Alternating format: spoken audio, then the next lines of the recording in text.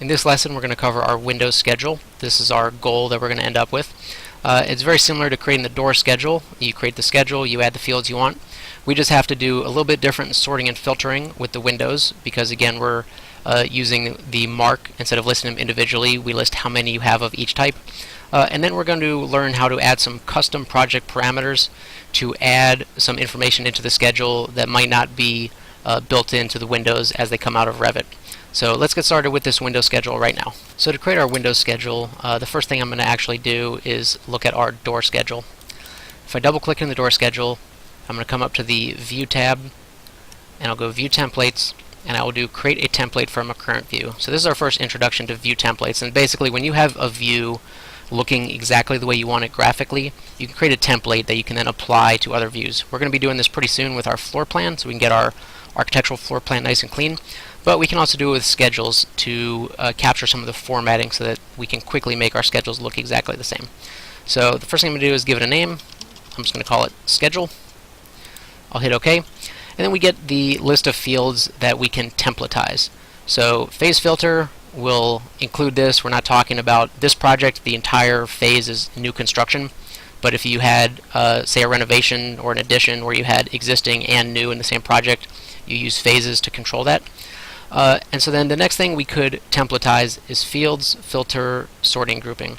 And we don't want to templatize the fields, right? The fields were specific to the door schedule. So if we put that in the filter, then every single schedule would get those same fields, and that's not what we're looking for here. Really, we're just trying to get the appearance to be the same. So to get that grid line the same, to get those text types the same, the way we set it up. So you see, once I undo fields, then filter, sorting, and formatting all get grayed out because you can't have those without the right fields. But appearance stays checked. If we go and edit it, we can see it's set up exactly the way that our door schedule is set up, with the solid and the outline and the grid lines and the different fonts that we set up specifically. So as long as that's checked on, that means that any schedule that gets this format will get that appearance. So we'll hit OK, and that template is now saved in our project. So let's click on Schedule Quantity. We'll right click. We'll do New Schedule Quantities. We'll come down to Windows. We get Window Schedule, and we'll hit OK. And now we have to choose what fields we want. And so I'm going to get Type Mark. I'm going to get Type Comments. I'm going to take Width and Height. Let's see, height. I'm also going to take width.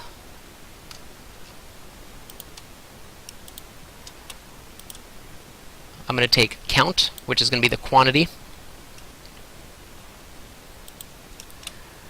And I will take comments.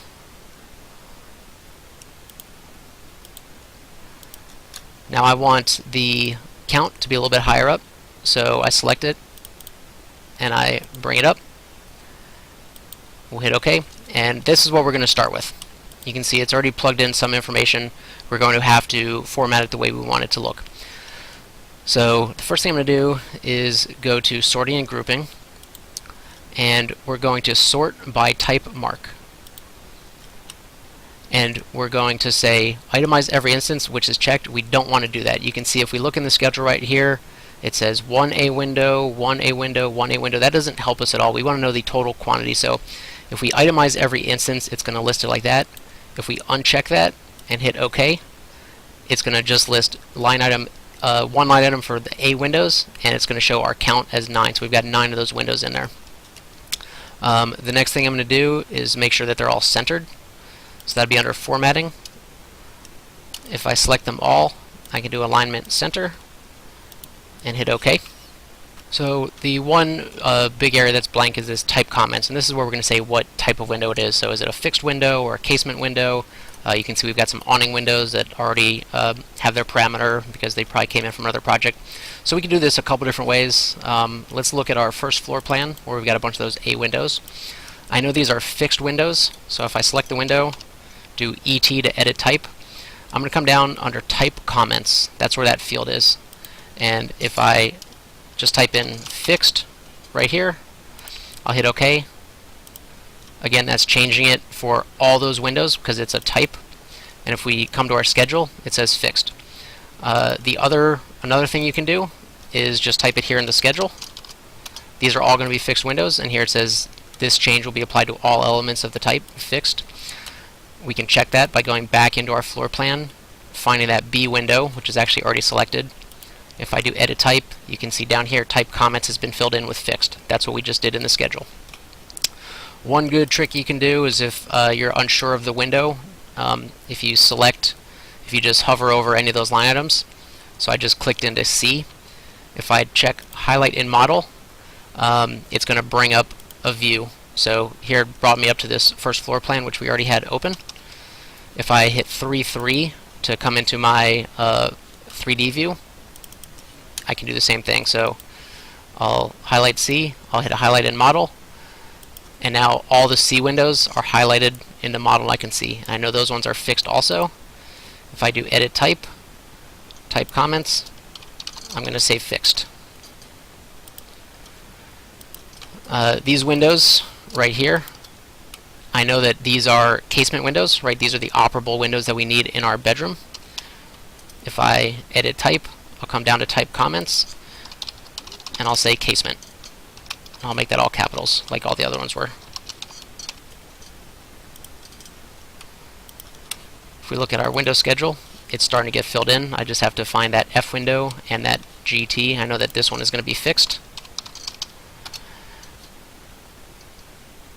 Hit OK, and these F windows are the second floor windows that are going to be along this back wall, and we're going to say that those are going to be awning windows, so they open up from the bottom, and so we're going to put that in the schedule as well. So if I do edit type, type comments, awning, that'll now be filled in my window schedule.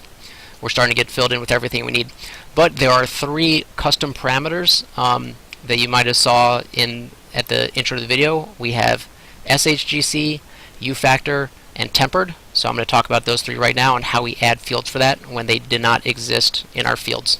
So the first one I'll do is tempered. And so if we look at this window, we called it GT. That doesn't actually mean anything now. We could put on our comments, we could say tempered window.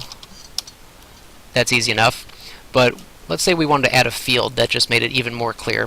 So if we look in fields, we don't see anything that says necessary that it should be tempered. So we have to add our own custom parameter.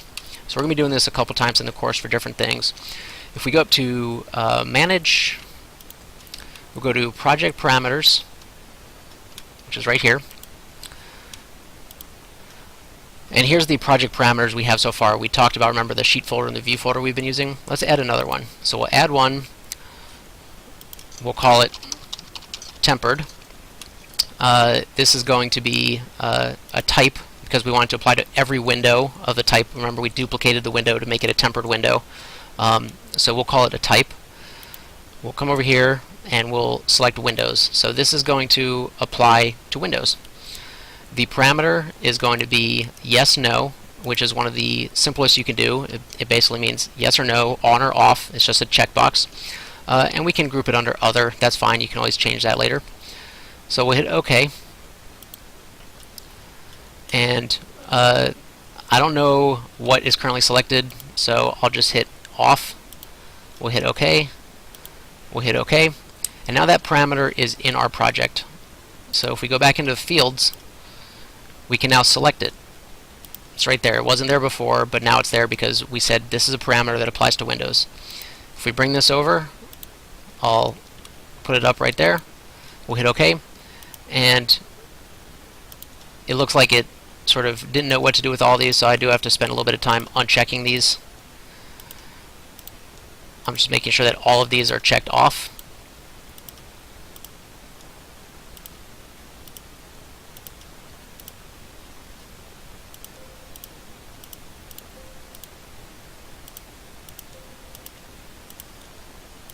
And this is the only one that we do want checked on. So I'll check that on. We'll say yes, and now that's going to show up as a check mark or as an X or a check mark when we put the window schedule on the sheet. The other place we can look at that to see what we actually did is in the window itself. So if we select the window, we'll do ET to edit type. You can see it's created this parameter down here called other, and that wasn't there before, or this parameter called tempered, that wasn't there before. That's the one we created, and it's a checkbox. So if I uncheck it, it's going to uncheck in the schedule. By checking in the schedule, it checked it here. It's all parametric, it's all back and forth, coordinated with itself, makes things very easy. You don't have to spend time double checking yourself to make sure this is right. Alright, and the last two parameters we're going to add are a parameter for the U factor and the SHGC of the window. These are energy performance parameters that are dictated by code. If we look at the code, I'm looking at the 2015 International Energy Conservation Code under Chapter 4, Residential Energy Efficiency. We talked about this same table earlier when we talked about how much insulation do we need. You can also come figure out what your U factor and SHGC requirements are. So again, I'm in zone 4. So if I look across fenestration, U factor is 0.35. That's going to be a maximum. Remember, the U factor is the inverse of the R value. So a higher R value is better and a lower U factor is better. So 0.35 will translate to about a R 2.8. If you increase this number above 0.35, like 0.5 or 0.75, your U factor is going to go down, so it's going to be a less efficient window. So what we're going to do in our schedule is we're going to list this as the maximum U factor. You can use lower, that'll be better, it'll be more costly, but it'll be a more energy efficient window. And it's the same thing for SHGC, which is a measure of how much solar radiation the window is going to allow. So less is, it depends. If you are on a south-facing window and you want that free heat in the winter, you might want a higher SHGC. On other facades, you probably want a lower SHGC. The code dictates, again, a maximum. So you can't have above 0.4 without some other exceptions. So we're going to create a parameter that shows the maximum SHGC as well. So back in our project, we're going to follow similar procedure to when we did the tempered parameter. We'll do manage project parameters. We'll do add. This is also going to be a type, and I'm going to call this one U factor. I'll leave it under common. I'm going to call this a number, and we can leave it under other. And this is going to apply to windows. We'll hit OK. That's in there. And we'll do another one. We'll call this one SHGC. We'll make it a type. We will make this one also a number, and we'll leave it under other. And this will be applied to windows. So we'll hit OK. So those are both in there. And we'll hit OK. And now if we go to our fields, those are here again. And if you were really paying attention, you would have seen them when I first started this lesson. That's just because I accidentally transferred some parameters over from another project. So if you were just starting up, you won't have these. So I went and deleted them so I could show you this process again. So I've got U factor, SHGC. I'll click these over to the left. I will move them up, and we'll hit OK, and we'll see what happens. Now they get filled in. So what I want to do for U factor is type in 0.4, and for U factor I want to type in 0.35, and we'll hit OK. So I'm going to go through that process for type them all in. You don't have to watch me do that. The only thing is we can add some additional information. So if I click into the header right there, I just want to say max, and that's the same as if I had come into formatting. You see SHGC now it says max. I'm going to do the same thing here with U factor. I'm going to type in max. We'll hit OK. And so now that's showing that this is the maximum that you're allowed to have. We're going to take our schedule. I'm going to drag it onto my schedule sheet. And you can see it's got the same kind of formatting as the other one does. Actually, it doesn't because I didn't apply my template. I'm sorry. So if we select our window, or we select our schedule, if we go to View Template, I can select it. Remember, this is the one we created at the beginning of the lesson. That's just going to set all the set the styles to be the same. You can see that changed it. So now if we come to our sheet, now we can see it has the same style. I forgot to do that, so that was a good example. Now you just have to spend some time making sure that your your columns are the right width and the schedule looks nice, but it's got the information we need, and graphically it's the same as the previous one, so everything's staying consistent. And that's it for window schedules. The next couple lessons we're going to be talking about rooms and room schedules, and then we're done with schedules for this course.